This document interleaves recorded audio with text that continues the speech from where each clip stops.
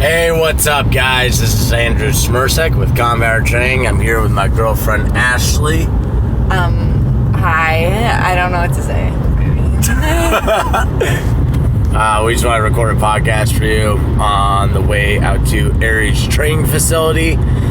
She's going to be working in the tent. I'm going to be RSOing all day. I figured a cool topic for today would be talking about music, and specifically metal, because I meet a lot of people that don't really know all the amazing metal that's out there, and quite frankly, it's better than everything else. So, baby, what's your favorite band? Tool, because I'm an intellectual. Exactly. Yeah. So if you don't listen to Tool or you don't like Tool, you're wrong. The cool thing about Tool, this is like progressive metal, right? So they're doing a lot of stuff where they're switching up time signatures. The drummer does a lot of polyrhythms. So basically, if you nerd out on music theory stuff, you'll love Tool. But the most important thing is that they sound fucking amazing. It's a unique band where, yeah, the drums are awesome, but usually you have a rhythm guitarist and a lead guitarist, but the rhythm guitar doesn't exist. It's more so where the bass guitar is the rhythm section and it fills that void because they only have one guitarist. So it's one of the few bands where you can like really hear what the bass guitar is doing, and the bass guitar drives the song. Like, it is the rhythm section. And then when Adam Jones comes in on lead guitar, he just fucking kills it.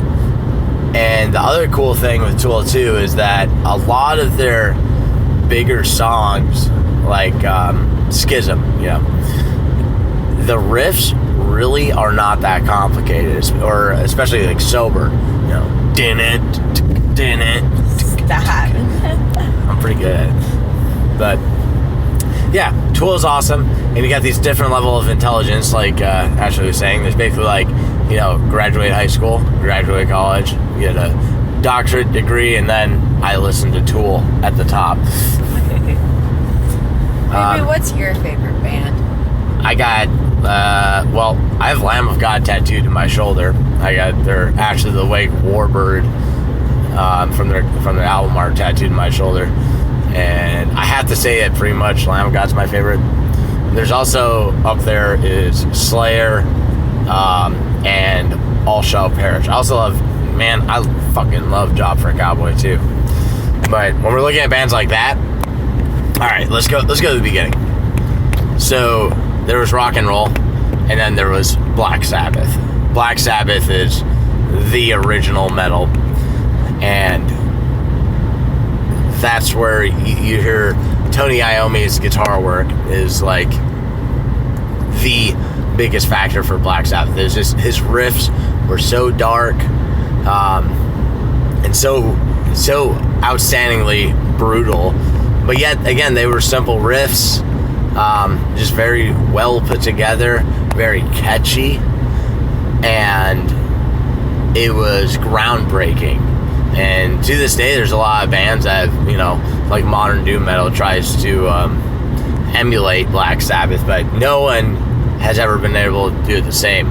Now, the cool thing about Black Sabbath too, like the song Black Sabbath, which is also what they call their band, the song Black Sabbath is about, I mean, go look this up for yourself.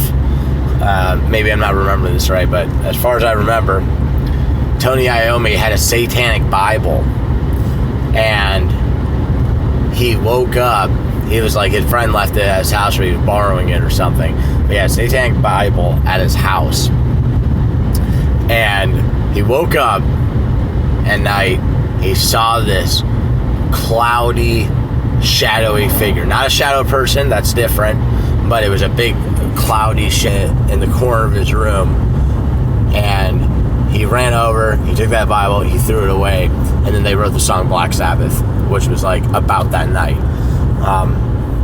which is pretty fucking scary if you think about it. And you know, if you're trying to follow Jesus and stuff, I don't know, maybe you should stay away from metal. I try to follow Jesus as best I can, but I still listen to metal just because I love it. But I think there is something to say about that, considering the history with that song. Now, so after Black Sabbath came out, there's a lot of other bands in the era.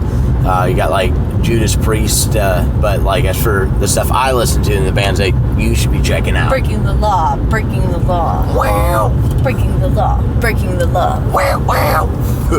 But as far as like other bands you should be getting into to get into metal, first should be Black Sabbath, and then early Metallica, Megadeth, Anthrax, and Slayer. That's the big four: Metallica, Anthrax, Megadeth, and Slayer. My favorite, of course, is Slayer. Next would be Megadeth, and then I don't know. I used to love Anthrax the most. I used to love Metallica the most, but I think Slayer does it best. And Megadeth just has like cooler shit out there. But if you look at that early stuff, the big four with coming out with thrash metal, which really drove what metal is today, you'll see the sound back when their albums first released is totally different. Riff styles are pretty different, and it was a bit more raw. Early Metallica had some more like blues oriented on the Kill 'Em All album. Slayer sounded pretty heavy and pretty evil from the beginning. And then they started to mature like around like 85 or so, where we had specifically with Metallica around that time, I don't remember the exact year of every album, but you had Master of Puppets come out, and then there was also And Justice for All, which are both cool albums. I definitely like Master of Puppets better, but if you're listening to And Justice for All, you can listen to Blackened and One, of course, and I think, what is it, the Thing That Should Not Be? I think that's on there. And then we got for Master of Puppets, of course, Master of Puppets is a great song. Battery, another great one. Welcome Home Sanitarium. But then Slayer came out with Rain and Blood, which everyone thinks is like their greatest album. This is also proof that Jimmy Kimmel is a fucking idiot. When Slayer went and played World Painted Blood live on Jimmy Kimmel's show, he said, "Oh, this is the greatest album to come out since Rain and Blood." It's like, no, it's fucking not. There's a lot of great ones that came out. So if you're gonna listen to Slayer albums, Rain and Blood is amazing, but Seasons in the Abyss is like probably the coolest American metal album for that time. They came out with the best album out of the big four and all the bands that were out there. Season of the Abyss is the shit. You can listen to it from beginning to end, over and over, and it will be amazing every time. You got War Ensemble, Expendable Youth, Blood Red, Spirit in Black. My favorite is Dead Skin Mask, which is about Ed Gein, who the Texas Chainsaw Massacres were based off of. So Ed Gein was this weirdo up in Wisconsin, where weirdos will always be, that would find women that looked like his mother, kill them, and then make like lampshades and upholstery and shit. So really crazy stuff. Now, this sounds very dark and wrong whenever you talk about a metal song, but the way to think about it is that metal is basically a horror film in music form. So if you like horror movies, scary movies, which generally people do because it's kind of like people like looking at that stuff that's scary to them, right? The morbid stuff. If you like that, if you like watching scary movies, that's just what metal is. It's just a scary movie in music form. Especially when you get into like Slayer, and then you dive into death metal and all the stuff over there. Also, you can't listen to fucking Bob Marley and lift heavy weights. That's just not possible. And reggae is the worst form of music ever created. But anyways, so on the Seasons of the Abyss album, War Ensemble, Expendable Youth, Spirit in Black, Blood Red, Dead Skin Mask, of course, my favorite. Very underrated song on that album is Hollowed Point. It's just insanely fast and thrashy, and the riffs hit super hard. You have to develop your palate into appreciating metal. If you don't already, if you already do like metal, you need to listen to Seasons in the Abyss from beginning to end, and not just like on Spotify. Like actually listen to the album from beginning to end. You can probably pull that shit up on YouTube, and eventually, I will make a YouTube playlist that's all my favorite metal songs, or at least a bunch of my top favorites. But then, okay, and then at the end of the album, the song Seasons of the Abyss is a fucking masterpiece with a really cool, slow intro. It's a long intro too, but it's awesome. Like the build up there is phenomenal, and it even has clean picking in it, which you don't typically see. But anyways, top Slayer albums: Rain and Blood, Seasons in the Abyss. I actually really like Divine Intervention. So if you've been listening to Slayer for a while, but you haven't listened to all of Divine Intervention, check out that album. Listen to it a few times through. Diablos and Musica has a song, Bitter Peace, and then they also have Death's Head. But Bitter Peace specifically is an amazing song that barely anyone knows, just because that's not a popular album. But listen to Bitter Peace. Next, God Hates Us All. Between that album and Seasons of the Abyss, it's hard for me to say what my favorite Slayer album is, but it's one of those two. I still always go back to Seasons of the Abyss simply because it has nostalgia for me for listening to it so many times when I was young. My dad and I used to listen to it like on the way to football games. But God Hates Us All is definitely their heaviest album. It has the intro, Darkness of Christ, which sounds really crazy. It's just a minute of like guitar with talking in the background, and then it goes into Disciple, which has the chorus where they go, God hates us all. You know, that song's insanely heavy. And then other great songs from that, like this whole album's amazing, but songs that really stand out and I can listen to any time of day and I'm gonna start headbanging is Disciple, then God Send Death, New Faith, Exile, which is another song no one fucking knows, and I don't really think there's any videos of them playing it live either, but Exile is probably one of the heaviest songs on that album that no one even really knows. And then Bloodline, Payback is the shit too. That is a fucking amazing song. But then after that you got Christ Illusions, which is another great Slayer album. And then the albums after that I'm not as into, but I still like them, especially their last album.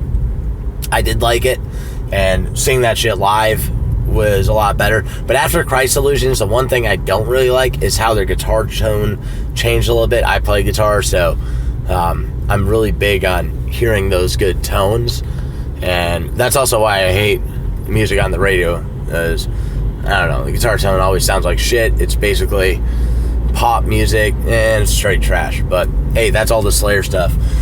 Megadeth, just listen to the early stuff. Shit, I don't know if there's anything after the 2000s that I'm really into, but they definitely have a lot of hits, like Peace Sells, which is my daughter's favorite song, and we make a shirt for her for that. Holy Wars.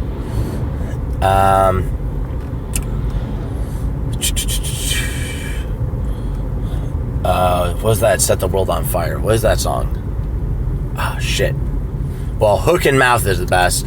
Hook and Mouth is like a freedom of speech song, which is awesome. Now, the cool thing about Megadeth, too, is, yeah, they have some occult-type songs, like, you know, The Conjuring, and, you know, there's some stuff about that, but they actually get political. Peace Sells is a very political song. You know, Peace Sells, but who's buying? Just talking about, you know, politicians always say certain things, but really they don't follow through. And then Hook and Mouth, they spell out freedom for the chorus, and they talk about how people like to say they're free, but they're really not. And talking about freedom of speech, you know, they go through the chorus, and, you know, that spells freedom, which means nothing for me as long as we have the PMRC. So every time I listen to that song, I absolutely fucking love it. But okay, so I'm gonna stop naming songs and all that shit, because I'm gonna just make a playlist with it. But you could get the best of Megadeth album, and you get everything on there, but then you have to make sure you look up Hook and Mouth on the side, and then Set the World Afire. And there's a few more, but I'll put them all on a playlist. Baby, what got you into metal? I've been talking too damn much. I'd say just weightlifting, being in that environment and hanging out with like that crowd of people got me into it, because a lot of weightlifters listen to metal. What were the bands they were listening to? I started off with like bands like Breaking Benjamin, Rise Against, like all the stuff you consider girl metal. Chevelle. It is girl metal. But I mean, I went from like, I listened to like pop and country and like when I was younger, so I kind of needed to bridge my way over. Mm-hmm. Not really going straight into like Job for a Cowboy or something. I kind of had to start off with just rock, you know? Right. But then I got into metal, and I got into still bands that you would find more like not what you would listen to. It was like Sleeper, Wage War, stuff what like that. What the fuck is that? Yeah, see, exactly. So, okay, so, you know, I was talking about Tool, and it's like a great band if you're a nerd and you're really into music theory. I'm a nerd who's really into music theory. One of the reasons why Lamb of God is like my top favorite band is because they don't follow the standard, you know, intro, verse, chorus, solo, verse, chorus, outro, which is like what Metallica generally does. You know, not that Metallica is a bad band. It's just, it's fucking boring if you hear the same riffs over and over. A normal metal song will have like 5 different riffs and maybe a solo. Lamb of God will no shit have like 11 riffs that don't repeat, but they kind of evolve into new riffs as the song goes on. Just listen to Hourglass a few times and really pay attention to the riffs they're playing. You'll see what I mean. But okay, so you said, baby, that you were listening to those newer bands, and I'm probably the one that got you into all the crazy shit, right? For the most part, yeah. What was what bands did I show you that I started getting into it, or did I just like Job for a Cowboy? Yeah, I just straight hit you with it. Yeah, I remember when you first showed me Job for a Cowboy, but I was like, oh, I like this. This is cool. Job for a Cowboy, Slayer, Acacia Strain. So basically, now we're talking about it like this. I told you, you know, listen to Black Sabbath and then the Big Four, and that's kind of the gateway where you start getting into death metal. It's kind of like you have to develop your palate with that stuff first. She developed her palate with stupid girl music, but I like it because it's catchy. But that's okay, because that's what was on the radio. And hey, check it out. I don't fucking want everyone to be into deathcore. I don't. Because if everyone gets into deathcore, then like deathcore and death metal and all that stuff, they'll ruin it. Yeah, they'll ruin it. They'll make it stupid. Just like, I mean, there's several bands that have done that. You know, I like Suicide Silence. I like the band members in Suicide Silence. I'm pissed that Eddie left All Shall Perish to go be in Suicide Silence after Mitch died, because All Shall Perish is one of my top favorite bands. But check it out. Suicide Silence went and tried to sound like Korn. They tried to be bigger, which, do what you want to do. But it fucking ruined their music. I don't hate the guys for it or anything. It doesn't sound the same. Their earlier shit's way cooler. And if everyone gets into death metal, it's gonna ruin death metal and make it totally lame. Kind of like when, what was it? It was Attack came out, and he had all these scene kids getting into deathcore type stuff, and they just gay it up with crapcore nonsense. Anyways, so there's a big difference there too, is people be like, you listen to Screamo. I was like, no, I listen to death metal, I listen to deathcore, or I listen to hardcore, or any shit like this. And we're gonna get into all the subgenres, but Screamo, emo shit, that's the kids that were wearing like eyeliner and feathering their hair off to the side, wearing skinny jeans. Not stretchy pants, but skinny jeans, right? No legs. There's a difference. And then they, sometimes there'd be good riffs, but overall the vocal performance would be garbage, and the songs would suck. And the other thing too is that when they put in clean singing, like, there's a difference between putting in clean singing and putting in that stupid pop punk whiny singing into a song that has metal screaming. It sounds awful, and it should not be done. But okay, so getting into the crazier shit. This is the shit that really gets you turned the fuck up, the same way Slayer does. But you got death metal that came out, right? And it originated with the band Death. And then you got there's several big death metal bands out there. The ones I really like, Cannibal Corpse, Dying Fetus is right now my fucking favorite death metal band / tech death. I don't know, but it's death metal. Suffocation, bands like that are insane, and it's like the heaviest shit out there. Well, not even death metal's not even the heaviest shit out there, because now you got like what the fuck was it called? Oceano. Like, if you listen to Oceano, that shit is so ridiculously heavy. There's no possible way to make it heavier. But then I did find out the possible way to make it heavier, which some band, they came out and they basically play deathcore songs with heavy breakdowns, really low tuned, and they just put Alex Jones screaming over it. Like, Alex Jones ranting over the song. So it's basically, they made Alex Jones a singer, and that's the only way to make it heavier, because it's like a real dude talking from his TV show about crazy shit. But just talk about BROJOB. BROJOB's pretty fucking awesome. We are the penetration administration. So BROJOB. Wait, why don't you talk about BROJOB? I want to talk about BROJOB. BROJOB's your Describe thing. BROJOB as best you can to the audience. BROJOB is an inappropriate band that, would you consider that like parodies Not like it. That wouldn't be a parody. It's a funny band. I mean, it's kind of. It's not like a parody. Is more where you're making fun of something specific. Yeah, you're making fun of a specific something. song. It's not fucking Weird Al parody. It's more. It parodies deathcore in the way that the subject matters. It's all about like. It's all about gay sex. Yeah. The songs are all about gay sex. But it's like screaming like, I'm gonna kiss you. Yeah. they have like a song called We Are the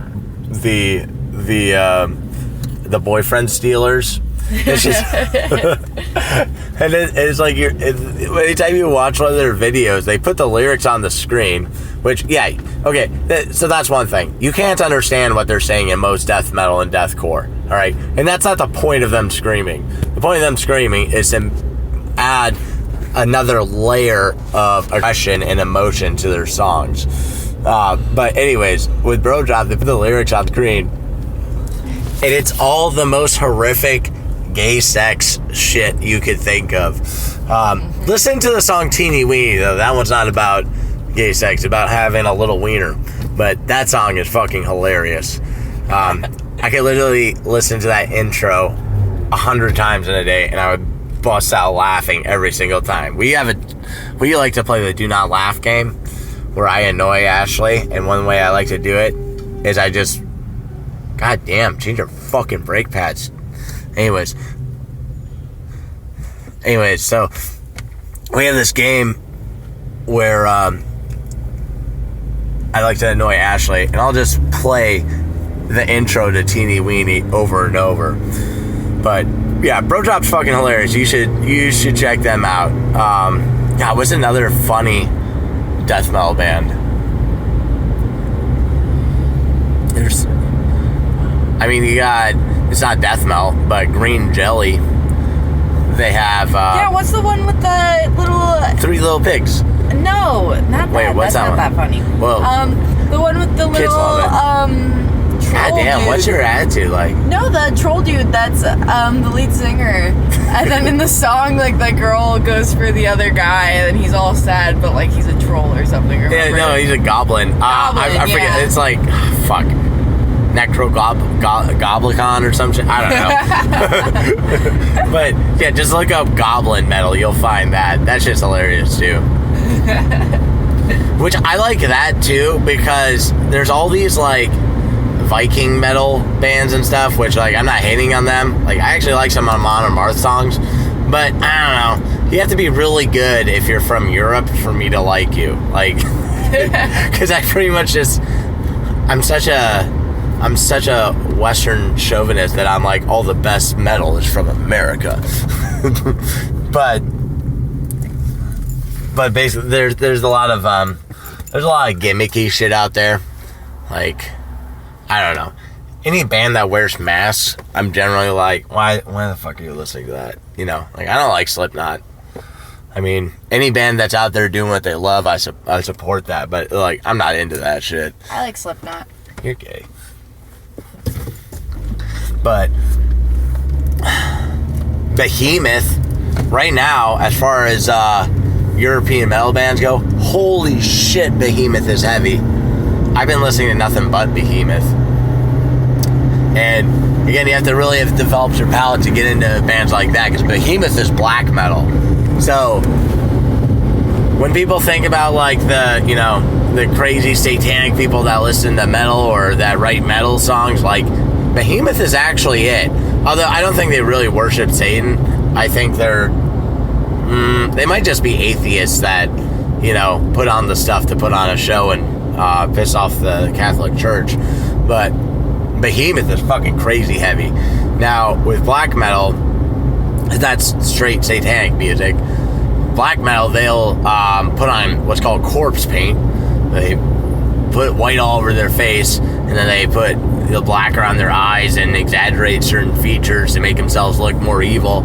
And then they'll put on fucking armor and go on stage. I actually met the dude that made Behemoth's armor at the what was that? I was at the Renaissance Festival in Tampa Bay, Because, yeah, he had shit on. I was like, man, that looks like the stuff Behemoth wore. He's like, yeah, I used to make it for Behemoth. Like, what the fuck? And I think he also made their guitar straps and also made guitar straps for Cannibal Corpse. They're local to Tampa. But, okay. Anything else they should know about Baby? No. No? They shouldn't know about anything else? No. Tell them to look it up themselves. You can tell them that. Look it up yourselves. Wow. She's so sweet. I love you, baby. Alright, guys. Take care. Be safe. Get some fucking training. Again, you cannot lift heavy shit to weak music. So, start listening to metal.